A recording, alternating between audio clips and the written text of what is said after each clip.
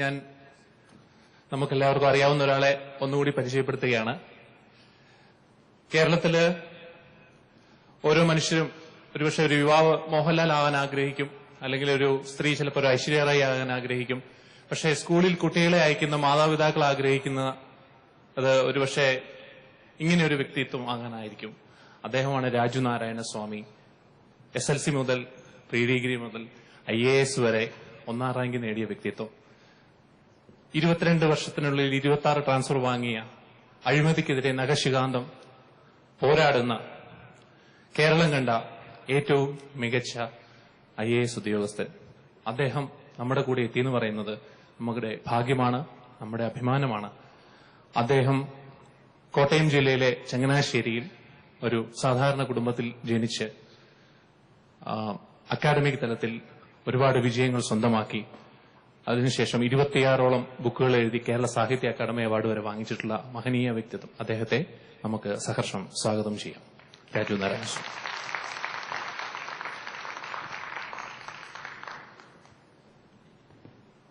സർവധർമാൻ പരിത്യജ്യ മാമേകം ശരണം വ്രജ അഹം ത്വാ സർവപാപേഭ്യോ മോക്ഷയിഷ്യാമി മാ ശുച എന്ന മഹത് സന്ദേശത്തോടുകൂടി ഉപസംഹരിക്കപ്പെട്ട ഒരു മഹത്തായ പ്രസംഗത്തിന് ശേഷം ഈ വേദിയുടെ മുന്നിൽ നിൽക്കുമ്പോൾ അക്ഷരാർത്ഥത്തിൽ വികാരഭരിതനായിട്ടാണ് ഞാൻ നിങ്ങളെ അഭിസംബോധന ചെയ്യുന്നത്. ഭാരതീയ തത്വദർശനങ്ങളുടെയും ഭാരതീയ മാതൃകയിലുള്ള വിദ്യാഭ്യാസ സമ്പ്രദായത്തിന്റെയും പ്രസക്തി എന്ന വിഷയത്തെക്കുറിച്ച് നിങ്ങളോട് ഏതാനും വാക്കുകൾ സംസാരിക്കുവാനാണ് ഇതിന്റെ സംഘാടകർ എന്നോട് ആവശ്യപ്പെട്ടിരിക്കുന്നത്.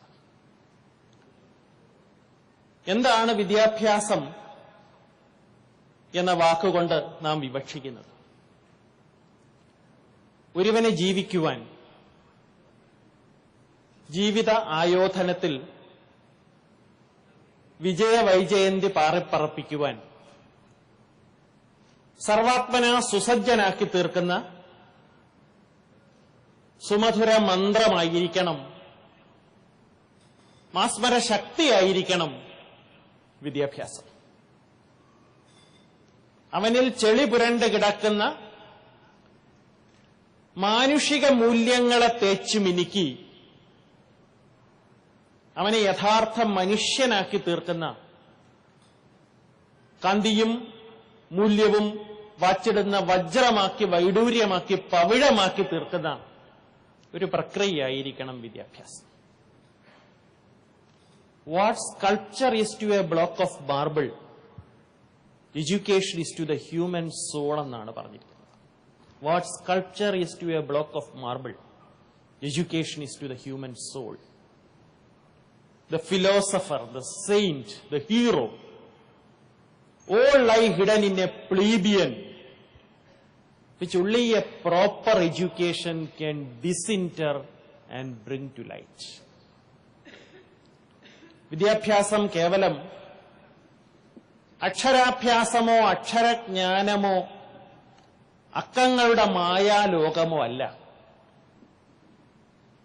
Education does not begin with the learning of the alphabet. Education does not begin with the learning of the alphabet. Literacy is not the end of education, nor even the beginning of it. It begins with a mother's look.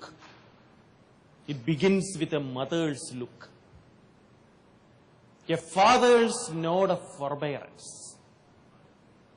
A sister's gentle pressure of the hand.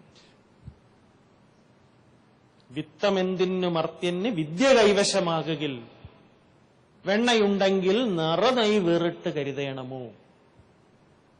വിദ്യ വിട്ട് നരന്നാമോ വിശ്വംഭരയിൽ വാഴുവാൻ ആയുധം കയ്യിലില്ലാത്തവൻ അടരാടുന്നത് എങ്ങനെ? ഇന്ന് പലപ്പോഴും ഒരു ഉപഭോഗ സംസ്കാരത്തിന്റെ കൂലം കുത്തി ഒഴുക്കിൽപ്പെട്ട് വിദ്യാഭ്യാസം കേവലം ഉപജീവനത്തിനുള്ളൊരു ഉപാധിയായി അധപ്പതിച്ചിരിക്കുന്ന ഒരു കാലഘട്ടത്തിലൂടെയാണ് നാം കടന്നുപോകുന്നത്. എന്നാൽ കൊണ്ടുപോകില്ല ചോരന്മാർ, കൊടുക്കുന്തോറും ഏറിടും മേന്മ നൽകും മരിച്ചാലും വിദ്യ തന്നെ മഹാധനം എന്നാണ് കവി പാടിയിട്ടുള്ളത്. കൊണ്ടുപോകില്ല ചോരന്മാർ, കള്ളന്മാർ കൊണ്ടുപോകത്തില്ല. കൊടുക്കുന്തോറും ഏറിടും മേന്മ നൽകും മരിച്ചാലും വിദ്യ തന്നെ മഹാധനം.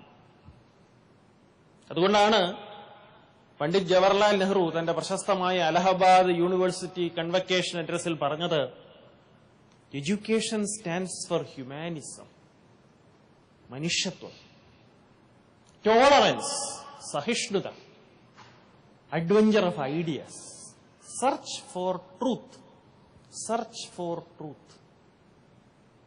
ജീവിതം ഒരു സത്യാന്വേഷണ പരീക്ഷണമാണെങ്കിൽ ആ സത്യാന്വേഷണ പരീക്ഷണത്തിന്റെ ശ്രീകോവിലിൽ കൊളുത്തിയ ഭദ്രദീപമായിരിക്കണം വിദ്യാഭ്യാസം. ഇവിടെ തന്നെയാണ് ഭാരതീയ ദർശനത്തിൽ അധിഷ്ഠിതമായ വിദ്യാഭ്യാസ സമ്പ്രദായത്തിന്റെ പ്രസക്തി വർദ്ധിക്കുന്നത്. ഗുരുർ ബ്രഹ്മ, ഗുരുർ വിഷ്ണു, ഗുരുർ ദേവോ മഹേശ്വര, ഗുരു സാക്ഷാത് പരബ്രഹ്മ തസ്മൈ ശ്രീ ഗുരവേ നമ എന്ന് വിശ്വസിച്ചിരുന്ന ഒരു വിദ്യാഭ്യാസ ശൈലി, ഒരു ഗുരുകുല വിദ്യാഭ്യാസ ശൈലി, ഗുരുവിന്റെ മുഖത്ത് നിന്നും അനിർഗളം വിനിർഗളിക്കുന്ന ജ്ഞാനത്തെ സ്വായത്തമാക്കുന്ന ഒരു വിദ്യാഭ്യാസ സമ്പ്രദായം, അതിലൂടെ മൂല്യങ്ങളെയും കൂടി സ്വന്തമാക്കുന്ന ഒരു വിദ്യാഭ്യാസ സമ്പ്രദായം, അതാണ് യഥാർത്ഥത്തിൽ ഭാരതീയ തത്വദർശനത്തിൽ അധിഷ്ഠിതമായൊരു വിദ്യാഭ്യാസ സമ്പ്രദായം. നമുക്ക് മഹത്തായൊരു സംസ്കാരമുണ്ട്, ബൃഹത്തായൊരു പാരമ്പര്യമുണ്ട്. സ്വാമിജി പറഞ്ഞതുപോലെ 4 വേദങ്ങളിലും 6 ശാസ്ത്രങ്ങളിലും 4 ഉപായങ്ങളിലും ഉപവേദങ്ങളിലും ഋഷിപ്രോക്തങ്ങളായ സൂക്തങ്ങളിലും അധിഷ്ഠിതമായ ഒരു സംസ്കാരം.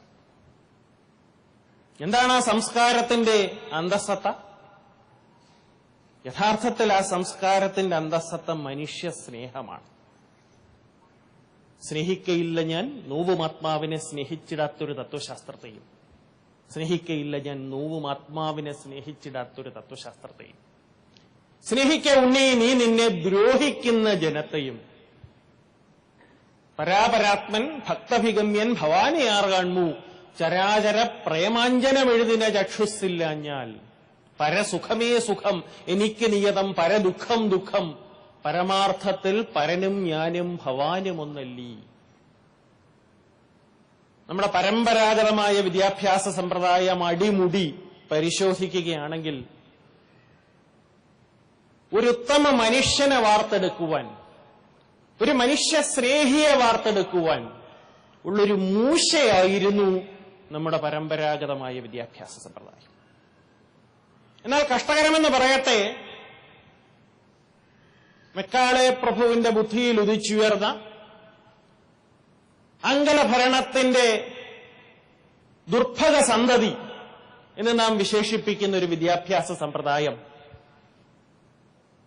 പലപ്പോഴും തണ്ടുതപ്പികളായ വ്യക്തികളെ അനുസ്യൂതം പുറന്തള്ളുന്ന പുട്ടുകുറ്റിയായി അധപ്പതിച്ചുകൊണ്ടിരിക്കുന്ന ഒരു കാഴ്ചയാണ് നാം ഇന്ന് കണ്ടുകൊണ്ടിരിക്കുന്നത്. തൊഴിലിനോട് അനാദരവ്, പറ്റ മണ്ണിന്റെ മക്കളോട് പുച്ഛവും നീരസവും മാത്രം കൈമുതലായുള്ള നാട്ടിൽ നിവസിക്കുന്ന ഒരു പറ്റം കുട്ടിസായിപ്പന്മാരെ സൃഷ്ടിക്കുന്ന ഒരു വിദ്യാഭ്യാസ സമ്പ്രദായമല്ല. പ്രത്യുത മണ്ണിനെ സ്നേഹിക്കുന്ന, മണ്ണിന്റെ മക്കളെ സ്നേഹിക്കുന്ന, അവർക്ക് വേണ്ടി 4 കാര്യങ്ങൾ ചെയ്യണമെന്ന അദമ്യമായ അഭിവാഞ്ചയുള്ള, അഭിനിവേശമുള്ള നല്ലൊരു തലമുറയെ വാർത്തെടുക്കുന്ന ഒരു വിദ്യാഭ്യാസ സമ്പ്രദായമാണ് കാലഘട്ടത്തിന്റെ ആവശ്യം.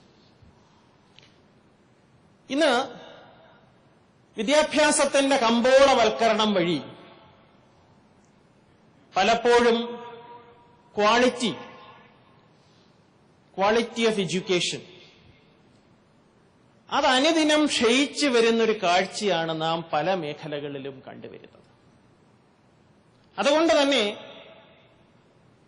അൺഎംപ്ലോയ്ഡ് ആൻഡ് അൺഎംപ്ലോയബിൾ എന്ന് വിളിക്കപ്പെടുന്ന വ്യക്തികളെ സൃഷ്ടിക്കുന്ന ഒരു പ്രക്രിയയിലേക്ക് വിദ്യാഭ്യാസം അധപ്പതിച്ചുകൊണ്ടിരിക്കും. അതിനൊരു മാറ്റം വരുത്തണമെങ്കിൽ നാം നമ്മുടെ പരമ്പരാഗത വിദ്യാഭ്യാസ ശൈലിയെ കൂടി പുൽകേണ്ടിയിരിക്കുന്നു. കുട്ടി രാമായണം കണ്ടു, തൊട്ടു, കയ്യിലെടുത്തു എന്ന് പറയുന്ന വിദ്യാഭ്യാസ സമ്പ്രദായം, പ്രപഞ്ച സമാനമായ മഹാഭാരതം, കറയറ്റ ഹിമാലയ ഗിരിശൃംഗമെന്നും തെളിവുറ്റ അനന്ത നീലരത്നാകരമെന്നും ഭാരത സംസ്കാരത്തിന്റെ അക്ഷയദീപമെന്നും വിളിക്കുന്ന മഹാഭാരതം, ഭാരത ഭൂമിയിൽ പിറന്നവൻ, ഭാരത സംസ്കാരത്തിൽ വിശ്വസിക്കുന്നവൻ രാമായണവും മഹാഭാരതവും വായിക്കണം, പഠിക്കണം. ആ ദിവ്യ രസായനങ്ങൾ സേവിച്ചവന് മരണമില്ല. ശാസ്ത്ര സാങ്കേതിക രംഗത്തെ നൂതന സത്യങ്ങളെ കീഴടക്കുമ്പോൾ അതേ അവസ്ഥയിൽ തന്നെ നമ്മുടെ സംസ്കാരത്തിന്റെയും പൈതൃകത്തിന്റെയും തിരുനാളങ്ങളും തീപ്പന്തങ്ങളും ഭാവി തലമുറയ്ക്ക് കൈമാറുന്ന ഒരു വിദ്യാഭ്യാസ സമ്പ്രദായത്തിന് നാം രൂപരേഖ നൽകേണ്ടിയിരിക്കുന്നു. ഇന്ന് നാം നമ്മുടെ ടെക്നോളജി നോക്കുകയാണെങ്കിൽ, technology is A double edged sword എന്നാണ് പറയുന്നത്. Science is only human enquiry എന്നാണ് പറയുന്നത്. ശാസ്ത്രം മനുഷ്യന്റെ ജിജ്ഞാസയുടെ പ്രതീകമാണ്. Because it is human enquiry, it can only give an answer that is somehow couched in human tones. It can only give an answer that is somehow couched in human tones. The primitive man stood against a cliff and shouted. The echo brought back his voice. He started believing in a disembodied spirit. The scientist of today stands counting out, loud in the face of the unknown, loud in the face of the unknown. ശാസ്ത്രം എത്ര വളർച്ച പ്രാപിച്ചാലും ഒരു സത്യത്തിന് നേരെ മുഖം തിരിക്കാൻ ശാസ്ത്രത്തിന് കഴിയില്ല. He paints the wayside flower, he lights the evening star. He paints the wayside flower, he lights the evening star. ശാസ്ത്രത്തിന്റെ നേട്ടങ്ങളെ കുറച്ചു കാണുകയല്ല, പക്ഷേ ചന്തമേറിന പൂവിലും ശബളാഭമാം ശലഭത്തിലും സന്തതം കരതാരി എന്നൊരു ചിത്രചാതുരി കട്ടിയും ഹന്തചാരു കടാക്ഷമാലകൾ അർക്കരശ്മിയിൽ മീട്ടിയും ചിന്തയാം മണിമന്ദിരത്തിൽ വിളങ്ങും ഈശനെ വാഴ്ത്തുവിൻ. ആ പ്രക്രിയയിലൂടെ ശാസ്ത്രത്തിനൊരു മനുഷ്യ മുഖം നൽകുകയാണ് നാം ചെയ്യുന്നത്. അറ്റോമിക് എനർജി ഉപയോഗിച്ച് ഈ സമൂഹം നേരിടുന്ന വലിയൊരു പ്രതിസന്ധി, നമ്മുടെ ഊർജ്ജ പ്രതിസന്ധി പരിഹരിക്കുവാൻ നമുക്ക് ഒരു ഭാഗത്ത് കഴിയും. എന്നാൽ അതേസമയം തന്നെ ആറ്റം ബോംബ് സൃഷ്ടിച്ച് ലോകത്തെ സംഹരിക്കുവാനും നമുക്ക് കഴിയും. ഏത് വഴിയിലേക്ക് ശാസ്ത്രത്തെ തിരിച്ചുവിടുന്നു എന്നുള്ളത് മനുഷ്യന്റെ മാനവികതയാണ് യഥാർത്ഥത്തിൽ തീരുമാനിക്കുന്നത്. മാനവികത ഇല്ലാത്ത ശാസ്ത്രം കേവലം പൊള്ളയാണ്. ഇന്ന് കമ്പ്യൂട്ടറുകൾ സാർവത്രികമായിരിക്കുന്ന ഒരു കാലഘട്ടത്തിൽ അതുപോലെ തന്നെ സൈബർ ക്രൈമുകളും വർദ്ധിക്കുന്ന ഒരു കാഴ്ച നാം കണ്ടുകൊണ്ടിരിക്കുന്നു. ഒരു കാലത്ത് ഹാക്കിംഗ് എന്നും ക്രാക്കിംഗ് എന്നും പറഞ്ഞുകൊണ്ടിരുന്ന അവസ്ഥയിൽ നിന്ന് ഇന്ന് സൈബർ ക്രൈമുകൾ ഏതെല്ലാം മേഖലകളിലേക്ക് വളർന്നു വന്നിരിക്കുന്നു. എന്താണ് ഇതിന്റെ യഥാർത്ഥ കാരണം? കമ്പ്യൂട്ടർ മാനവരാശിയുടെ നന്മയ്ക്കുള്ള ഒരു ഉപകരണമാണെന്നുള്ള സത്യം മനസ്സിലാക്കാതെ ആ ഉപകരണത്തെ മനുഷ്യ സമൂഹത്തെ സംഹരിക്കാനുള്ള ഒരു ശേഷിയുള്ള ഒരു യന്ത്രം എന്ന രീതിയിൽ നമ്മുടെ തലമുറ, പറഞ്ഞുകൊള്ളട്ടെ നമ്മുടെ യുവതലമുറ ഉൾപ്പെടെ ഉപയോഗിച്ചു തുടങ്ങിയപ്പോഴാണ് സൈബർ ക്രൈമുകൾ മുമ്പെന്നുമില്ലാത്ത രീതിയിൽ ഇത് വർദ്ധിച്ചു വരുന്നത്. നമ്മുടെ യുവതലമുറ ഊർജത്തിന്റെ ഉറവിടങ്ങളാണ്, ശക്തിയുടെ സ്രോതസ്സുകളാണ്, നൈർമല്യത്തിന്റെയും നിഷ്കളങ്കതയുടെയും പ്രതീകങ്ങളാണ്. The youth is the gay and pleasant spring of life എന്നാണ് പറഞ്ഞിരിക്കുന്നത്. With joy stirring in its dancing blood. The time when nature invites one with 1,000 songs to share her general feast. The time when nature invites one with 1,000 songs to share her general feast. പക്ഷെ കഷ്ടകരമെന്ന് പറയട്ടെ, നമ്മുടെ യുവതീ യുവാക്കളിൽ ഉള്ള കർമ്മശേഷി പലപ്പോഴും വഴിതെറ്റി ഒഴുകി നാടിനെ വിനാശത്തിലേക്കും ഭീകരവാദത്തിലേക്കും മറ്റും നയിക്കുന്ന കഷ്ടകരമായൊരു കാഴ്ച നാം കണ്ടുകൊണ്ടിരിക്കുന്നു. എന്താണ് ഇതിന്റെ കാരണം? വിദ്യാഭ്യാസത്തിൽ മാനവികത ആവാഹിക്കാത്തതിന്റെ ഒരു ദുരനുഭവമാണ് ഇന്ന് ലോക മനസ്സാക്ഷിക്ക് പലപ്പോഴും പേറേണ്ടി വരുന്നത്. അതിലൊരു മാറ്റം വരുത്തിക്കൊണ്ട് യുവതി യുവാക്കളിൽ ഉറങ്ങിക്കിടക്കുന്ന കർമ്മശേഷിയെ, ആ നിസർഗസുന്ദരങ്ങളായ നിഗൂഢ ശക്തികളെ തട്ടി ഉണർത്തി നേരായ മാർഗത്തിലേക്ക് തിരിച്ചുവിട്ട് അവരെ രാഷ്ട്ര പുനർനിർമ്മാണ പ്രക്രിയയിൽ പങ്കാളികളാക്കത്തക്കവണ്ണമുള്ള ഒരു വിദ്യാഭ്യാസ സമ്പ്രദായമാണ് യഥാർത്ഥത്തിൽ ഭാരതീയ ദർശനത്തിൽ അധിഷ്ഠിതമായൊരു വിദ്യാഭ്യാസ സമ്പ്രദായം എന്ന വാക്കുകൊണ്ട് നാം വിവക്ഷിക്കുന്നത്. കോടിശതാബ്ദങ്ങൾ മണ്ണുവാരിക്കളി ചൂടി നടന്ന് വളർന്ന പാർശ്വങ്ങളിൽ, പണ്ട് യുഗങ്ങളെ നിർമ്മിച്ചെടുക്കുവാൻ ഇന്ത്യ പശമണ്ണെടുത്ത പാർശ്വങ്ങളിൽ, മായാത്ത കാൽമുദ്ര കുത്തി ഹിമാദ്രിതന്മാറിൽ പ്രപഞ്ചം അവന്റെ കാൽച്ചോട്ടിലായി എന്നൊരു സ്ഥിതിവിശേഷം സംജാതമായപ്പോൾ, നിന്ന് കൈനീട്ടിയാൽ എത്തുന്നിടത്തായി മണ്ണിൽ നിൽക്കുന്ന മനുഷ്യന് വിണ്ടലം എന്നൊരു സ്ഥിതിവിശേഷത്തിലേക്ക് ശാസ്ത്രം മനുഷ്യനെ കൊണ്ടുചെന്നെത്തിച്ചപ്പോൾ അവൻ കാട്ടിക്കൂട്ടിയ പേക്കൂത്തുകളാണ് ഇന്നത്തെ ഗ്രീൻ ഹൌസ് ഇഫക്റ്റിനും ഓസോൺ പാളിയിലെ വിള്ളലിനും ജിനോമിക് ഫുഡ് ഉയർത്തുന്ന വെല്ലുവിളികൾക്കും എല്ലാത്തിനും നിദാനമായി തീർന്നിട്ടുള്ളത്. അതിന് പരിഹാരമാർഗങ്ങളുമായി മോൺട്രിയാൽ പ്രോട്ടോകോളും കാർത്താഗന പ്രോട്ടോകോളും മറ്റെല്ലാമായിട്ട് മനുഷ്യൻ മുന്നോട്ട് വരുന്നു.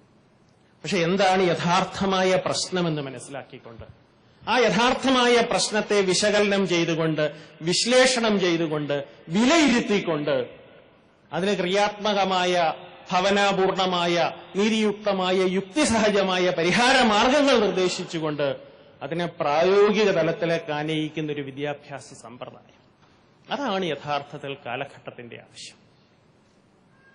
Man in his search for knowledge of the universe is like a potato bug in a potato എന്നാണ് പറയുന്നത്. In a sack lying in the hold of a ship, trying to discover from the motion of the ship the nature of this vast unknown. അത്തരത്തിലുള്ള ഒരു ഉപാധി മാത്രമാണ് ശാസ്ത്രമെന്ന് മനസ്സിലാക്കിക്കൊണ്ട് ഇന്ന് കഷ്ടകരമെന്ന് പറയട്ടെ, ഈശ്വരൻ ഒരു യാഥാർത്ഥ്യമോ അതോ കേവലം ഒരു വിശ്വാസമോ, ഒരു തഥ്യയോ അതോ തഥ്യയായി തോന്നുന്ന മിഥ്യയോ എന്ന് പോലും നമ്മുടെ യുവതലമുറ സംശയിക്കുന്ന ഒരു കാലഘട്ടത്തിലൂടെ നാം കടന്നുപോകും. ശാസ്ത്ര സാങ്കേതിക രംഗത്തെ വളർച്ച, ഭൗതികവാദത്തിന്റെ അനിതര സാധാരണമായ വികസനം, ഇതെല്ലാം ഈ സംശയത്തെ കൂടുതൽ ബലവത്താക്കിക്കൊണ്ടിരിക്കും. അങ്ങനെ സംശയിക്കുന്നവരോട്, സന്ദേഹിക്കുന്നവരോട് സ്വാമി വിവേകാനന്ദന്റെ ചിക്കാഗോ അഡ്രസ്സിലൂടെ യുഎസിനെ വർഷങ്ങൾക്ക് മുമ്പ് പ്രബുദ്ധനാക്കിയ സ്വാമി വിവേകാനന്ദന്റെ ജീവിതത്തിലെ ഒരു സംഭവ കഥയിലൂടെ മറുപടി പറയുവാൻ കൂടി ഞാൻ ഈ അവസരം വിനിയോഗിച്ചു കൊള്ളട്ടെ. Whose center is everywhere and whose circumference is nowhere. മനുഷ്യനെ നല്ല വഴിക്ക് നടത്തുന്ന, അവന്റെ അന്തരംഗാന്തരത്തിലെ സ്നിഗ്ധചിന്തകൾ തട്ടി ഉണർത്തി അവനെ യഥാർത്ഥ മനുഷ്യനാക്കി തീർക്കുന്ന, അവനെ നേർവഴിയിലേക്ക് നയിക്കുന്ന, നേർവഴിയിലേക്ക് മുന്നോട്ട് പോകാൻ അവനുള്ള പ്രചോദനം നൽകുന്ന ശക്തിയാണ് യഥാർത്ഥത്തിൽ ഈശ്വരഭക്തി അഥവാ ആധ്യാത്മികത. ആ ആധ്യാത്മികതയിൽ അധിഷ്ഠിതമായ വിദ്യാഭ്യാസമാണ് യഥാർത്ഥത്തിൽ ഭാരതം ലോകത്തിന് കാഴ്ചവെച്ച ഏറ്റവും വലിയ സംഭാവന. നമ്മുടെ രാമായണവും മഹാഭാരതവും എടുത്താൽ എന്താണ് നമുക്ക് കാണാൻ കഴിയുക? രാമന്റെ അയനം, അതാണല്ലോ രാമായണം. ഒരു ഉത്തമനായ മനുഷ്യൻ എങ്ങനെ ജീവിക്കണമെന്നാണ് ആദികവി രാമായണത്തിലൂടെ കാട്ടിക്കൊടുത്തത്. മാതൃ പിതൃ ജനങ്ങളോട് പുത്രധർമ്മം അനുഷ്ഠിച്ചവൻ, ഗുരുഭൂതന്മാരോട് ശിഷ്യധർമ്മം അനുഷ്ഠിച്ചവൻ, ശത്രുവിനോട് ശത്രുധർമ്മം അനുഷ്ഠിച്ചവരുമാണ്. ശത്രുവിന് ക്ഷീണമുണ്ടെന്ന് കണ്ടാൽ തഞ്ചം പാർത്ത് കൊല്ലുകയല്ല, വിശ്രമമെടുത്തിട്ട് തിരികെ വരാൻ അനുവദിച്ചവനായിരുന്നു ശ്രീരാമൻ. അതിന് വിരുദ്ധമായ ചില അധർമ്മകർമ്മങ്ങളും രാമായണത്തിൽ ഇല്ലാഴികയില്ല. ബാലിവധം മുതലായവ അവിടെ തന്നെ ആദികവി അതിന് മറുപടിയും പറഞ്ഞിട്ടുണ്ട്. പക്ഷേ ഞാൻ പറഞ്ഞു വരുന്നത്, കടൽ വരെ നീണ്ടു കിടക്കുന്ന ഈ രാജ്യം മുഴുവൻ അനായാസം കൈക്കലാക്കാമെങ്കിലും അധർമ്മം വഴി ഇന്ദ്രപദം പോലും മോഹിക്കാത്ത ഒരു സംസ്കാരം, അതാണ് യഥാർത്ഥത്തിൽ രാമായണം മനുഷ്യകുലത്തിനു മുന്നിൽ, മാനവരാശിക്ക് മുന്നിൽ വരച്ചു കാട്ടുന്ന മനോഹരമായ ചിത്രം. ആ ചിത്രം നാം സ്വായത്തമാക്കേണ്ടിയിരിക്കുന്നു. മരണദ്ദാനി വൈരാണി നിവൃത്തന്ന പ്രയോജനം ക്രിയതാമസ്യ സംസ്കാര്യം അമാപ്യേഷ യഥാതവ എന്ന് പറയുമ്പോൾ പച്ച മലയാളത്തിൽ പറഞ്ഞാൽ, മൽബാണമേറ്റ് രണാന്തേ മരിച്ചൊരു കർപ്പുരാധീശ്വരനറ്റിത് പാപങ്ങൾ, വൈരവും ആ മരണാന്തമെന്നാകുന്നത് ഏറിയ സംശയം കൂടാതെ അതിന് നീ ശേഷക്രിയകൾ വഴിയെ കഴിക്കൊരു ദോഷം നിനക്കതിനേതും അകപ്പെടാ എന്ന് കവി പറയുമ്പോൾ ഇത് മരണത്തിന് ശേഷം പോലും വൈരം നിൽക്കുന്ന ഒരു സ്ഥിതിവിശേഷം. ഇന്ന് മനുഷ്യനെ മനുഷ്യനായി കാണാത്തൊരു സ്ഥിതിവിശേഷം. അതിലൊരു മാറ്റം വരുത്തിക്കൊണ്ട് പരക്ക നമ്മെ പാലമൃതൂട്ടുന്ന പാർവണ ശശിബിംബമായ പരസ്പര പ്രേമം, പരസ്പര സ്നേഹം, സങ്കുചിതത്വത്തിന്റെ കൺമതിലുകളെ തച്ചുടച്ചുകൊണ്ട് മനുഷ്യത്വത്തിൽ അധിഷ്ഠിതമായൊരു സമൂഹം കെട്ടിപ്പടുക്കണമെന്ന മഹത്തായ ആശയമാണ് യഥാർത്ഥത്തിൽ രാമായണം മാനവരാശിക്ക് മുന്നിൽ കാഴ്ചവെക്കുന്നത്. ഇത് നാം മനസ്സിലാക്കണം. നമ്മുടെ സംസ്കാരം എന്താണെന്ന് പൂർണ്ണമായും മനസ്സിലാക്കാൻ നമുക്ക് സാധിക്കണം. അതുപോലെ തന്നെ രാജധർമ്മത്തിന്റെ ബാലപാഠങ്ങൾ എന്താണ്? രാജധർമ്മത്തെക്കുറിച്ച് തന്റെ സീമന്തപുത്രനായ യുധിഷ്ഠിരനോട് കുന്തിദേവിക്ക് പറയുവാനുള്ളത്? നിവർത്തസ്വ കുരുക്ഷത്ര ഭീമസേനാദിഭിസ്സഹ ധർമ്മേതേ ധീയതം ബുദ്ധി നമസ്തേ മഹാദസ്തുച. നിവർത്തസ്വ കുരുക്ഷത്ര ഭീമസേനാദിഭിസ്സഹ ധർമ്മേതേ ധീയതം ബുദ്ധി നമസ്തേ മഹാദസ്തുച. പച്ച മലയാളത്തിൽ പറഞ്ഞാൽ ഭരണകർത്താക്കളുടെ സംതൃപ്തിയല്ല, ഭരണീയരുടെ സംതൃപ്തിയാണ് യഥാർത്ഥ ഭരണത്തിന്റെ അളവുകോൽ. ധർമ്മച്യുതിയും മൂല്യച്യുതിയും മുഖമുദ്രയായി സ്വീകരിക്കുന്ന ഒരു കാലഘട്ടത്തില് തീർച്ചയായിട്ടും എത്രയേറെ പ്രസക്തമാണ് ഈ ആദർശങ്ങൾ. ഇതൊക്കെയല്ലേ യഥാർത്ഥത്തിൽ വിദ്യാഭ്യാസത്തിന്റെ മുഖമായി തീരേണ്ടത്. ഭരതൻ എന്ന കഥാപുരുഷൻ, രാമായണത്തിലെ ഭരതൻ, രാജമതം ഏതാനും അമ്ല ബിന്ദുക്കളും ഭരതൻ ക്ഷീരസാഗരവുമാണെന്നാണ് രാമായണത്തിൽ പറയുന്നത്. രാജമതം ഏതാനും അമ്ല ബിന്ദുക്കളും ഭരതൻ ക്ഷീരസാഗരവുമാണ്. രാമായണം എന്ന മഹത്തായ തടാകത്തിലെ മരാളമായ ഭരതൻ കമലവനത്തിന് ഹേമന്ത നിശീഥം എന്നതുപോലെ കൊതുകിന്റെ ശ്വാസവേഗത്തിൽ മഹാമേരു പറന്നു പോയെന്ന് വരാം, എങ്കിൽ പോലും ഭരതന് രാജമതം ഉണ്ടാകുകയില്ലെന്നാണ് രാമായണത്തിൽ പറഞ്ഞിരിക്കുന്നത്.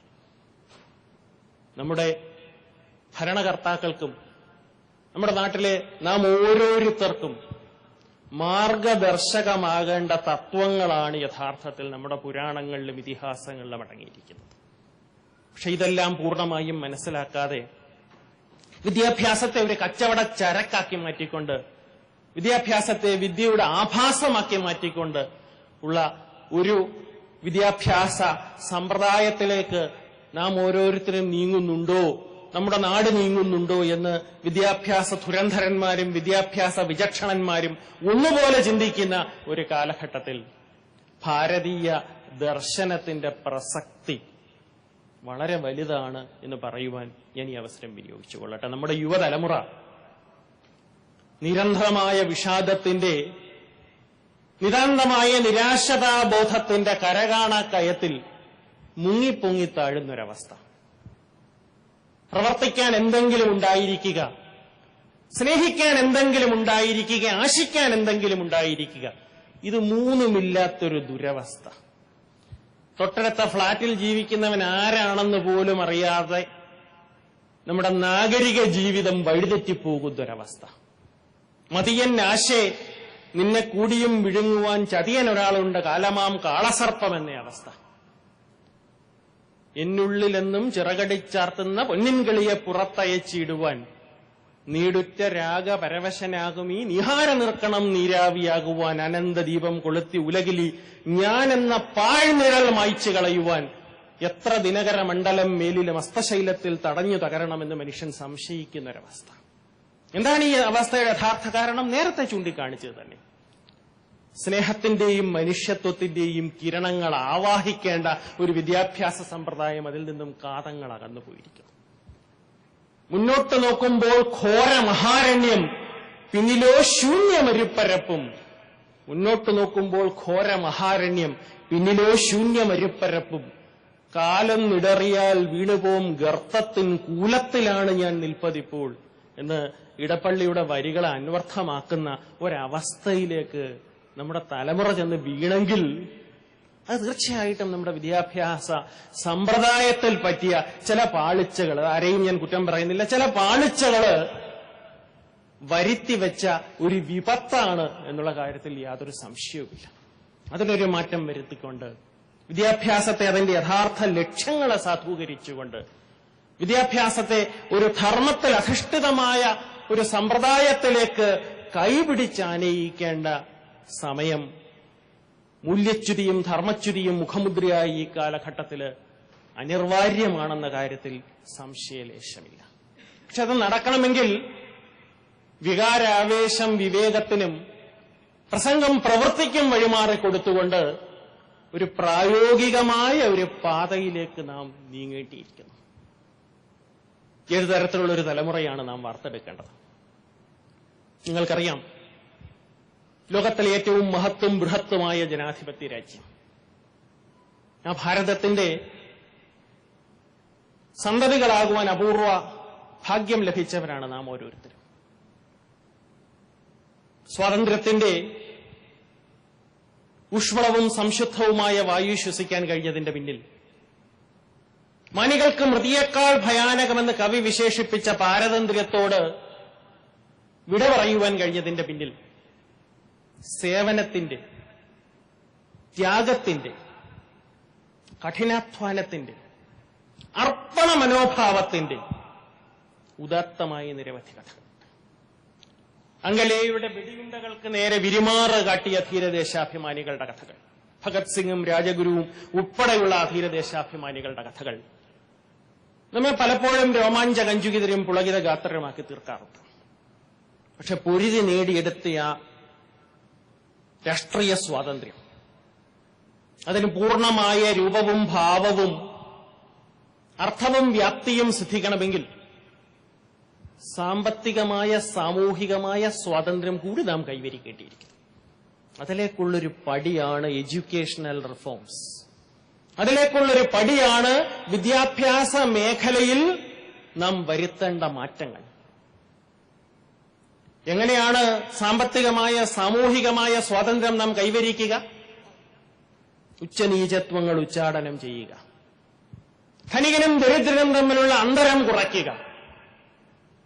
മരിക്ക സാധാരണമോ വിശപ്പാൽ ദഹിക്കയോ നമ്മുടെ നാട്ടിൽ മാത്രം, ഐക്യക്ഷയത്താൽ അടിമശവങ്ങൾ അടിഞ്ഞുകൂടും ചുടുകാട്ടിൽ മാത്രം എന്ന വെള്ളത്തോട് മാപ്പിൽ കുറിച്ചിട്ട വരികള്, ആ വരികൾക്കൊരു മാറ്റം വരുത്തുക. അകത്തും പുറത്തുമുള്ള ഛിദ്രശക്തികൾ നേരിടുന്ന വെല്ലുവിളികൾ, ആ വെല്ലുവിളികളെ സധീരം നേരിടുക. ഒരു ട്രസ്റ്റ് വിത്ത് ഡെസ്റ്റിനി 1947 ഓഗസ്റ്റ് 14 അർദ്ധരാത്രി നാം നമ്മുടെ ജനതയ്ക്ക് നൽകിയ ഒരു ട്രസ്റ്റ് വിത്ത് ഡെസ്റ്റിനി ഉണ്ട്. Long years ago V made A trust with destiny. And now the time comes to redeem our pledge, not wholly or in full measure, but very substantially എന്ന് പറഞ്ഞ trust with destiny. When the world sleeps, India will awake to peace and freedom. ഭാരതമതങ്കജം ചങ്ങല പൊട്ടിച്ചത് പാരിനെ ചതച്ചുകൊണ്ട് അങ്ങിങ്ങ് പായാനല്ല, വാരിയിൽ വീഴിക്കപ്പെട്ടുഴലും തൻ കൂട്ടരെ ചേണുറ്റ തുമ്പിക്കയ്യാൽ പിടിച്ചു പൊക്കാനത്രേ. വാരിയിൽ വീഴിക്കപ്പെട്ടുഴലും തൻ കൂട്ടരെ ചേണുറ്റ തുമ്പിക്കയ്യാൽ പിടിച്ചു പൊക്കാനത്രേ എന്ന് പറഞ്ഞ ട്രസ്റ്റ് വിത്ത് ഡെസ്റ്റിനി.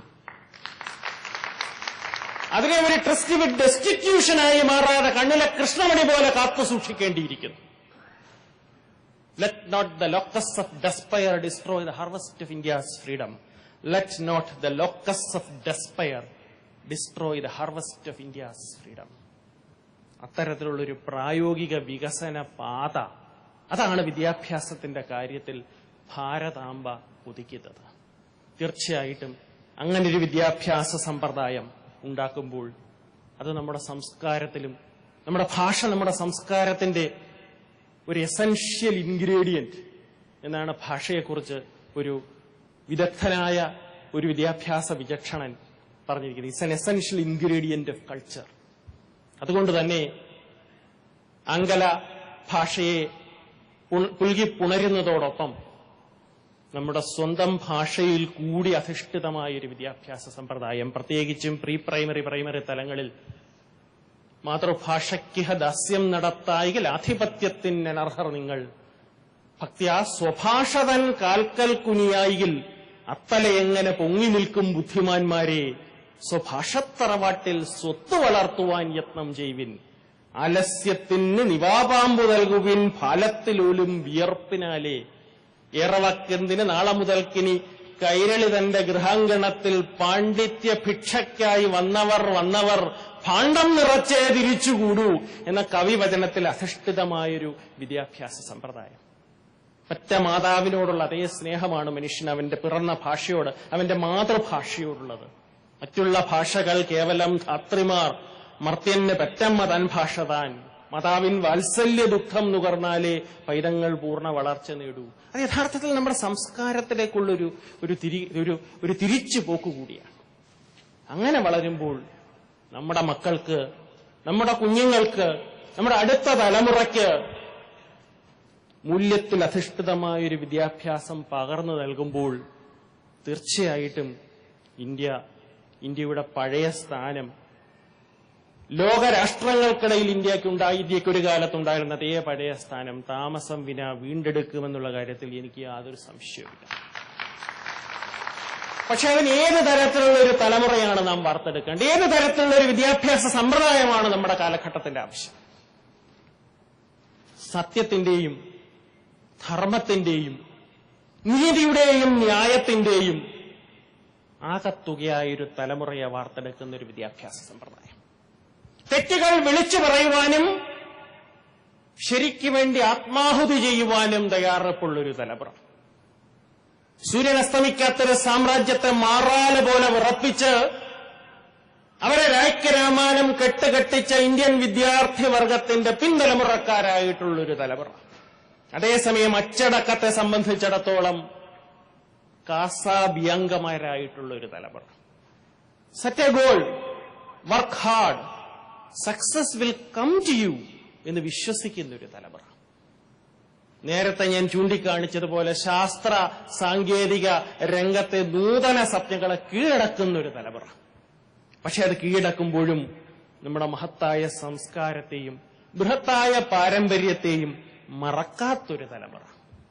വെള്ളത്തോളിന്റെ വരികൾ കടമെടുത്താൽ ബുദ്ധന്റെ അഹിംസയും ശങ്കരാചാര്യരുടെ ബുദ്ധിശക്തിയും രന്തിദേവന്റെ ദയാവായ്പും ഹരിശ്ചന്ദ്രന്റെ സത്യസന്ധതയും ഹിമവാന്റെ ഔന്നത്യവും ഗംഗയുടെ പരിശുദ്ധിയും സമഞ്ജസമായി സമ്മോഹനമായി സമ്മേളിക്കുന്നൊരു വിദ്യാഭ്യാസ സമ്പ്രദായം. ചെല്ലുവിൻ ഭവാൻമാരൻ ഗുരുവിൻ നികടത്തിങ്കൽ അല്ലായികൾ എവിടുത്തെ ചരിത്രം വായിക്കുവിനെന്ന് കവി വിശേഷിപ്പിച്ച ഒരു തരത്തിലുള്ള ഒരു വിദ്യാഭ്യാസ സമ്പ്രദായം. ആ വിദ്യാഭ്യാസ സമ്പ്രദായം ഈ നാട്ടിൽ നിലവിൽ വരണമെങ്കിൽ നാം ഓരോരുത്തർക്കും അതിലേക്ക് അവനവനാലാകാവുന്ന ഒരു എളിയ പങ്ക് തീർച്ചയായിട്ടും നിർവഹിക്കുവാൻ സാധിക്കും. എഡ്യൂക്കേഷൻ ബിഗിൻസ് അറ്റ് ഹോം എന്നാണ് പറഞ്ഞിരിക്കുന്നത്. വിദ്യാഭ്യാസം ഒരു ത്രികോണമാണെങ്കിൽ ആ ത്രികോണത്തിന്റെ 3 വെർട്ടസസിൽ ഒരെണ്ണം പേരൻസ് ആണ്. എനിക്കറിയാം നമ്മുടെ മുന്നിലിരിക്കുന്ന ഓരോ വ്യക്തികളും അവനവന്റെ കുഞ്ഞുങ്ങളെക്കുറിച്ച് എത്രമാത്രം ഉത്കണ്ഠാകുലരാണ്. അവനവന്റെ കുഞ്ഞിന്റെ വിദ്യാഭ്യാസം അവന് നൽകുവാൻ, അവനവന്റെ കുഞ്ഞിനെ ഒരു മാതൃകാ പുരുഷനാക്കി മാറ്റുവാൻ, അല്ലെങ്കിൽ ഒരു മാതൃകാ സ്ത്രീയാക്കി മാറ്റുവാൻ ആത്മസമർപ്പണം ചെയ്യുന്നവരാണ് എന്റെ മുന്നിലിരിക്കുന്ന ഓരോ രക്ഷകർത്താവും എന്ന് എനിക്കറിയാം. സ്വാമി വിവേകാനന്ദന്റെ വാക്കുകൾ കടമെടുത്താൽ, what India wants is men and women with muscles of iron, nerves of steel and gigantic wills, which nothing can resist, which can penetrate into the innermost secrets of life. So, arise, awake, and stop not till the goal is reached. ആ മഹദ്വചനത്തെ ശിരസാവഹിക്കുന്ന ഒരു തലമുറയെ സൃഷ്ടിക്കുവാൻ, അദ്ദേഹത്തിന്റെ കാൽ നഖേന്ദു മരീചികളെ പിന്തുടരുവാൻ, എന്റെ മുന്നിലിരിക്കുന്ന ഈ മഹത്തായ വേദിയിൽ നല്ലൊരു ശതമാനവും സ്ത്രീജനങ്ങളാണ്. ഇന്ന് സ്ത്രീ പുരുഷൻ ഒരു തരത്തിലും പുറകിലല്ല എന്നവൾ പ്രവൃത്തിയിലൂടെ തെളിയിച്ചിരിക്കുന്ന ഒരു കാലഘട്ടത്തിലൂടെയാണ് നാം കടന്നു പോകുന്നത്. It is said that men lead and women follow, but I'm afraid that this is a notion that men foolishly cherish and which women cleverly കണയുവച്ച് എന്ന ഡോക്ടർ എസ് രാധാകൃഷ്ണന്റെ വരികൾ ഞാൻ ഓർത്തുപോയി. അണയാത്ത മണിവിള കഴിയാത്ത കുങ്കുമപ്പൊട്ട് അണിവാടാമലർമാലെ അവനിക്കിവൾ എന്ന് സ്ത്രീ തന്റെ പ്രവർത്തനത്തിലൂടെ കാണിച്ചു കൊടുക്കുന്ന ഒരു കാലം. അതുകൊണ്ട് സ്ത്രീ വിദ്യാഭ്യാസത്തിന് അർഹമായ പ്രാധാന്യം നൽകേണ്ടിയിരിക്കുന്നു. ഇത്തരത്തിലുള്ള ഒരു ബാലൻസ്ഡ് ആയിട്ടുള്ള ഒരു സമീകൃതമായിട്ടുള്ള, ഒരു സംയോജിതമായിട്ടുള്ള ഈ ഭാരതീയ തത്വചിന്തയുടെയും അത്യാധുനിക ശാസ്ത്രത്തിന്റെയും സമഞ്ജസമായ സമ്മേളനമായിട്ടുള്ള ഒരു വിദ്യാഭ്യാസ സമ്പ്രദായത്തിലേക്ക് അരയും തലയും മുറുക്കി രംഗത്തേക്ക് മുന്നോട്ട് വരുവാൻ നാം ഓരോരുത്തർക്കും നമ്മുടെ രാജ്യത്തിനും കഴിയുവാൻ ഇടയാകുമാറാകട്ടെ എന്ന് പ്രാർത്ഥിച്ചുകൊണ്ട് Kerala Hindus of north America വർഷങ്ങളായി, കഴിഞ്ഞ 14-15 വർഷങ്ങളായി ഭാരതീയ സംസ്കൃതിക്ക് നൽകിക്കൊണ്ടിരിക്കുന്ന മഹത്തായ സംഭാവനകൾ, ആ സംഭാവനകൾക്ക് മുന്നിൽ നമ്രശിരസ്കനായി നിലനിന്നുകൊണ്ട് വരും വർഷങ്ങളിൽ ഉയരത്തിൽ നിന്നും ഉയരത്തിലേക്കും വിജയത്തിൽ നിന്നും വിജയത്തിലേക്കും ഔന്നത്യത്തിൽ നിന്നും ഔന്നത്യത്തിലേക്കും പറന്നുയരുന്ന ഒരു സനാതന ധർമ്മശക്തിയുടെ ചേതനയായി ഊർജ്ജസ്വലമായി പ്രവർത്തനങ്ങളുമായി മുന്നോട്ടു പോകുവാൻ ഈ സംഘടനയ്ക്ക് ഇനിയും കഴിയുവാൻ ഇടയാകുമാറാകട്ടെ എന്ന് ആശംസിച്ചുകൊണ്ട് സംഘാടകരെ ക്വസ്റ്റ്യൻ ആൻസേഴ്സിന് ഒരു 3/4 മണിക്കൂറെങ്കിലും കൊടുക്കണമെന്ന് പറഞ്ഞതുകൊണ്ട് ഞാൻ എന്റെ വാക്കുകൾ ഉപസംഹരിക്കുന്നു. എന്തെങ്കിലും ചോദ്യങ്ങളുണ്ടെങ്കിൽ വളരെ സന്തോഷമായിരിക്കും. ചോദ്യോത്തര വേളയാണ്. ദയവ് ചെയ്ത് വളരെ സംക്ഷിപ്തമായിട്ട് ചോദിക്കുക. എല്ലാവർക്കും ഉള്ള അവസരം കൊടുക്കുക.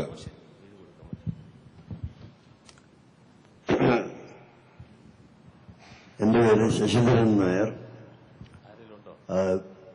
കെ ചെന്നൈയുടെ ആദ്യമായിട്ട് പ്രവർത്തിക്കുന്നയാളാണ്. പല വേദിയിലും ഞാൻ ഇങ്ങനെ പല സമരങ്ങൾ കേട്ടിട്ടുണ്ട്. സാറിന്റെ ഈ സംസാരം കേട്ട് കഴിഞ്ഞപ്പോൾ എനിക്കൊരു ചോദ്യമേ ഉള്ളൂ. എന്നെപ്പോലുള്ള ഒരാൾക്ക് ഈ സാറ് പറഞ്ഞതായ ആ വിഭാവന ചെയ്ത ആ ഒരു സിറ്റുവേഷൻ കൊണ്ടുവരാൻ എന്ത് ചെയ്യാൻ കഴിയും? എനിക്കൊരു മൂവിംഗ് മൈക്ക് കിട്ടുമോ? എനിക്ക് കുറച്ചുകൂടെ സൗകര്യം.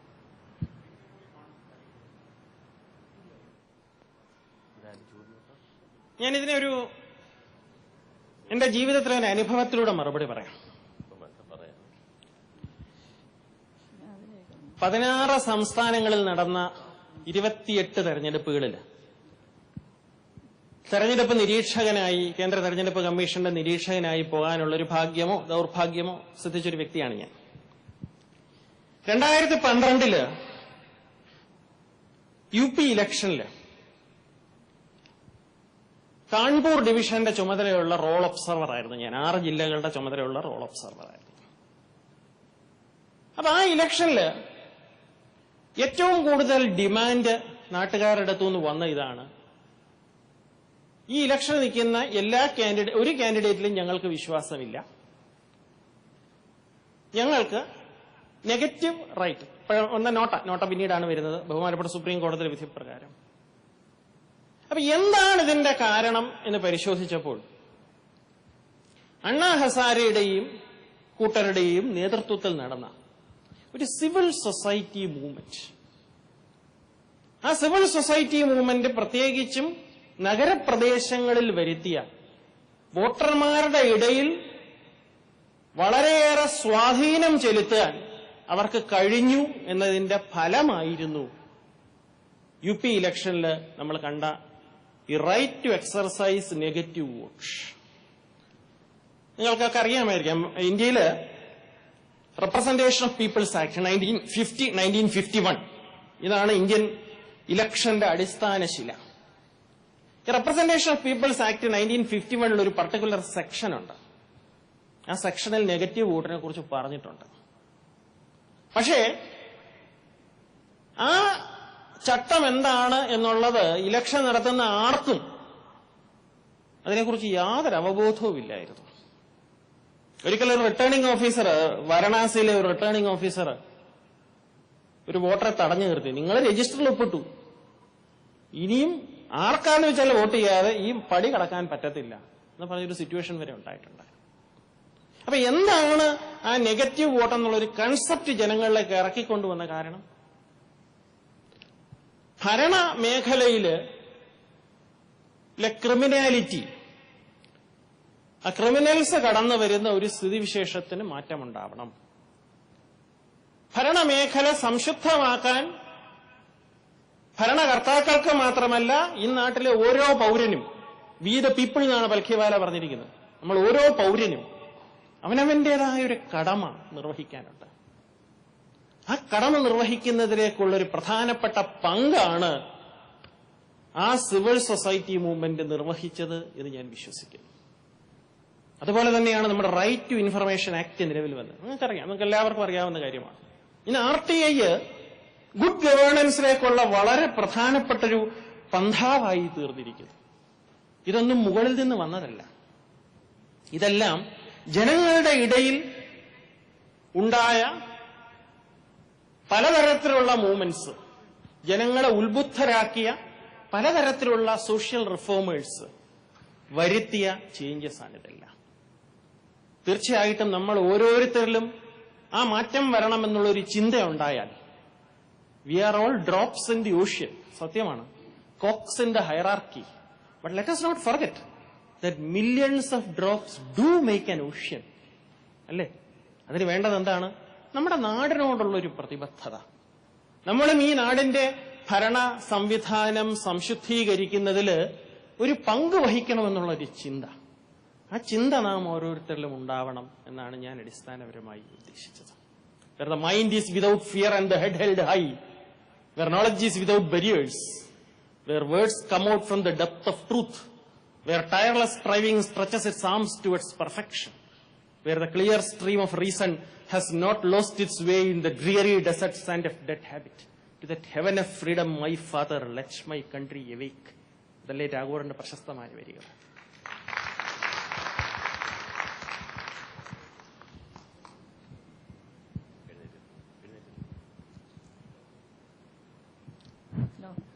ഹലോ, ഒരു ചോദ്യമുണ്ട്. എന്റെ പേര് വിജി രാമൻ. ഇപ്പോ ഞാനിവിടെ കുറെ വർഷങ്ങളായിട്ട് അമേരിക്കയിൽ താമസിക്കുന്ന ആളാണ്. നാട്ടിലൊരു പ്രവണത കാണുന്നത്, ഈ എല്ലാ ടോപ്പ് സ്റ്റുഡൻസ്, വിദ്യാർത്ഥികളൊക്കെ അമേരിക്കയിലോ ഇംഗ്ലണ്ടിലോ യൂറോപ്പിലോ എല്ലൊക്കെ പോയി ജോലി നോക്കണം എന്നാണ്. നാട്ടിൽ ടോപ്പായോ എന്നാ പിന്നെ ഒട്ടനെ അമേരിക്കയിലേക്കുള്ള എക്സാം എഴുതി ജയിച്ചു വരണം എന്നാണ്. അപ്പൊ ഇത് നമ്മുടെ നാട്ടിലൊരു ബ്രെയിൻ ഡ്രെയിൻ വരികയല്ലേ ചെയ്യുന്നത്. അപ്പൊ അത് തടയാൻ എന്ത് ചെയ്യാൻ പറ്റും? നല്ലൊരു യൂണിവേഴ്സിറ്റിയിൽ നിന്ന് പഠിക്കുന്നതോ അമേരിക്കയിലോ യൂറോപ്പിലോ പോയി ഉന്നത വിദ്യാഭ്യാസം നേടുന്നതോ ഒരിക്കലും തെറ്റാണെന്ന് ഞാൻ വിശ്വസിക്കുന്നില്ല. വിദ്യാഭ്യാസം എന്ന് പറയുന്നത് അനന്തമാണ്, അനന്തമജ്ഞാത പവർണ്ണനീയം, ഈ ലോകഗോളം തിരിയുന്ന മാർഗം, അതെങ്കിലെങ്ങാണ്ട് ഒരിടത്തിരുന്ന് നോക്കുന്ന മർത്യൻ കഥയെന്ത് കാണുമെന്ന് പറഞ്ഞതുപോലെ നോളജ് കനോട്ട് ബി കോൺകേർഡ്.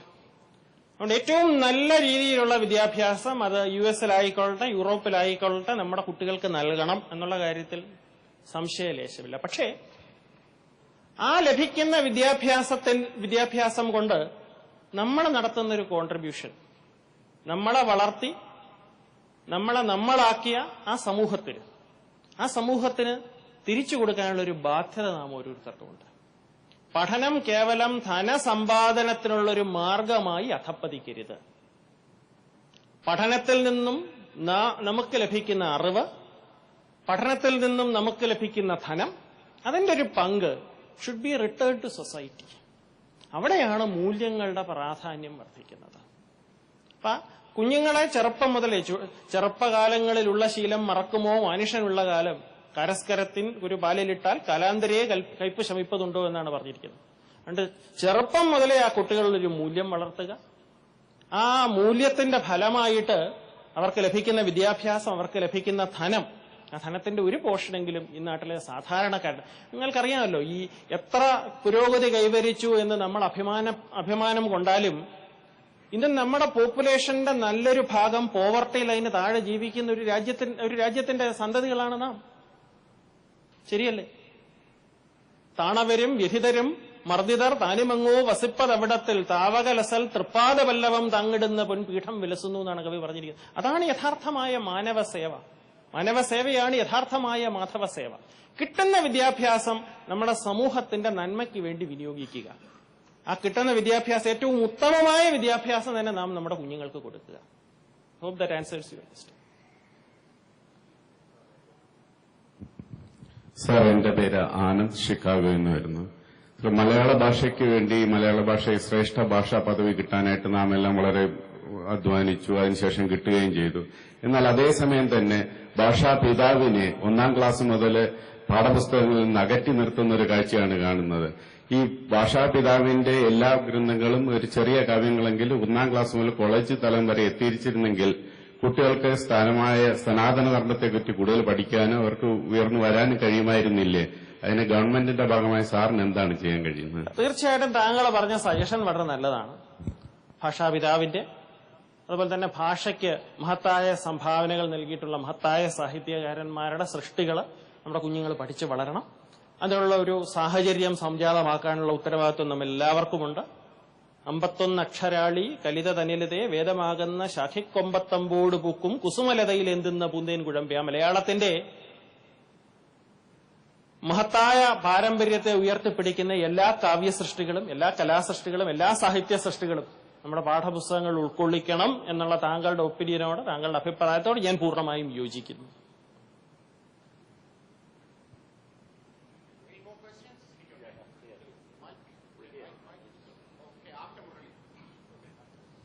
എന്റെ പേര് മുരളി ജയൻ നായർ. എനിക്ക് ചോദിക്കാനുള്ളത്, വിദ്യാഭ്യാസ രംഗത്തുള്ള അപജയത്തെപ്പറ്റി നമുക്കൊക്കെ അറിയാം. ഇത് കേരളത്തിൽ മാത്രമല്ല, നമ്മുടെ ഭാരതത്തിലാകത്തുന്നുണ്ട്.